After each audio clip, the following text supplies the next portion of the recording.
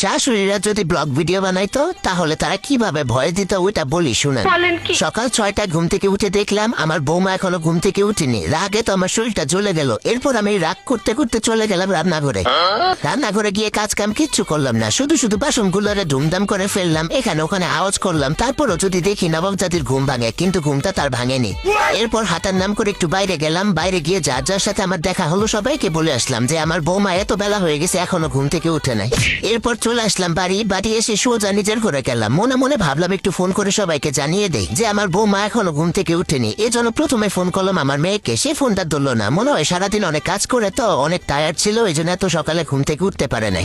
এরপর এক এক করে সবাইকে ফোন দিলাম, মাকে ফোন দিলাম, বোনকে ফোন দিলাম, আত্মীয় স্বজন যারা আছে সবাইকে ফোন দিলাম। ফোন দিয়ে সবাইকে এই সুযোগে জানিয়ে দিলাম যে আমার বৌমা এতটা বাজে এখনো ঘুম থেকে উঠে নাই। শ্বশুর শাশুড়ির প্রতি তার যে দায়িত্ব নাই এগুলো বলে দিলাম। এরপর আমি আর কি করব, টিভিটা চালিয়ে একটু টিভি দেখতে বসলাম।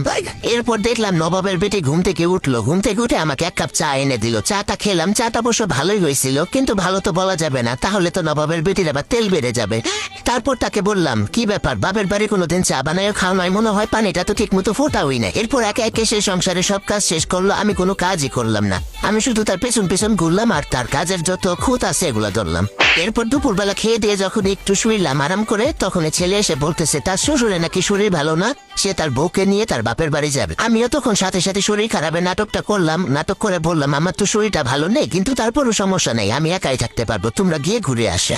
এরপর দেখলাম আমার ছেলে তার বউকে রুমে নিয়ে গিয়ে বলতেছে আমার মায়ের তো শরীরটা অনেক খারাপ, তুমি তাহলে আজকে আর তোমার বাপের বাড়ি যাও না। যাই হোক, এরপর আমি আমার রুমে চলে এসে আবার আমার মেয়েকে ফোন লাগাইলাম। ফোন লাগাই তাকে বললাম আমার সারাদিনে যত কর্মকাণ্ড ছিল সবগুলো। আজকে এই পর্যন্ত আমার ব্লগটা ছিল। আপনারা সবাই ভালো থাকবেন আর আমার ব্লগটা কেমন হয়েছে জানাবেন।